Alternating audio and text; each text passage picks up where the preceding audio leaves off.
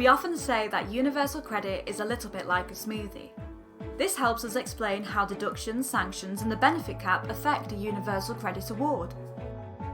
Universal credit is a means-tested benefit.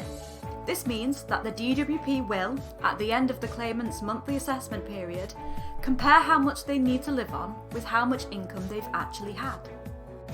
The DWP work out how much a claimant needs to live on by considering their personal circumstances and adding together various figures determined by the government. These are called allowances and elements.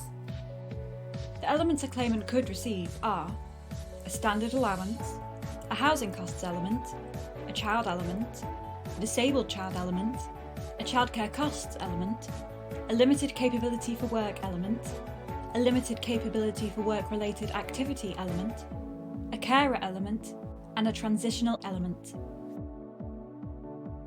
To get an idea of universal credit as a smoothie, you need to think about these different allowances and elements as different types of fruit.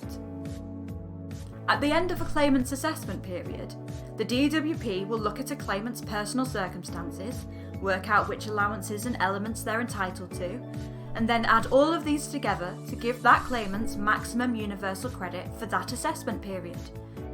Or the way we look at it, the various fruit are added to the blender to make a smoothie. This figure, the claimant's maximum universal credit, is the most they could receive for that assessment period. So if the claimant has no income to be taken into account, this would be the amount that they were entitled to. And if they have no deductions to take off, then this is what the claimant would be paid. They can have the whole smoothie.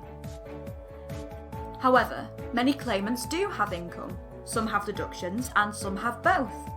And these will need to be taken off the maximum universal credit award, or poured out from the smoothie. Where this happens, you can't say it's the housing costs element or the standard allowance that's being reduced. It's all lumped together as one payment, as one smoothie. This is why we came up with the idea of the smoothie, to show how things like the benefit cap, managed payments, overpayments, third-party deductions for rent arrears and sanctions and so on don't reduce just a particular element, but are taken off the whole universal credit entitlement.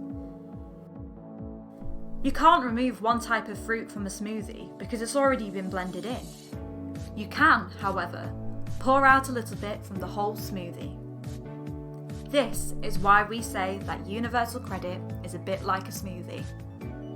If you want to know more about how this works, please see our website or watch one of our other videos.